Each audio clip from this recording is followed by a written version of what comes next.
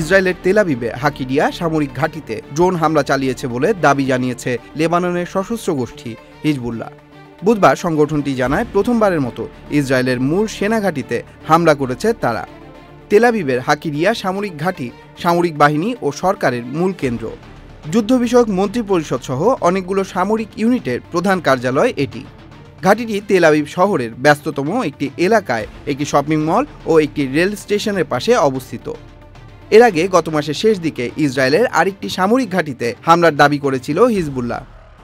Tel Aviv শহরের উপকণ্ঠে সামরিক গোয়েন্দা ইউনিটের ওই ঘাঁটিতে হামলার পর তেল আবিবে জরুরি অবস্থা জারি করা হয়। তবে তেল আবিব শহরের ব্যস্ততম ওই এলাকায় হামলা কিংবা এর প্রভাব সংক্রান্ত কোনো খবর এখনও পাওয়া যায়নি ইসরায়েলের সংবাদ মাধ্যমে।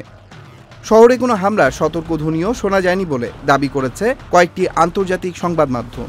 অন্যদিকে হিজবুল্লাহর এই দাবি সম্পর্কে তাৎক্ষণিকভাবে ইসরায়েলের সামরিক বাহিনীর পক্ষ থেকেও কোনো মন্তব্য না আসায় বিষয়টি নিয়ে তৈরি হয়েছে ধূম্রজাল। হিজবুল্লাহর বিবৃতিতে বলা হয়েছে, ইসরায়েলের হাকিরিয়া সামরিক ঘাঁটিতে প্রথমবারের মতো বিমান হামলা চালিয়েছে হিজবুল্লাহ যোদ্ধারা। হাকিরিয়া সামরিক ঘাঁটিটি ইসরায়েলের যুদ্ধ বিষয়ক মন্ত্রণালয় ও কর্মীদের সদর দপ্তর হিসেবে ব্যবহার করা হয়।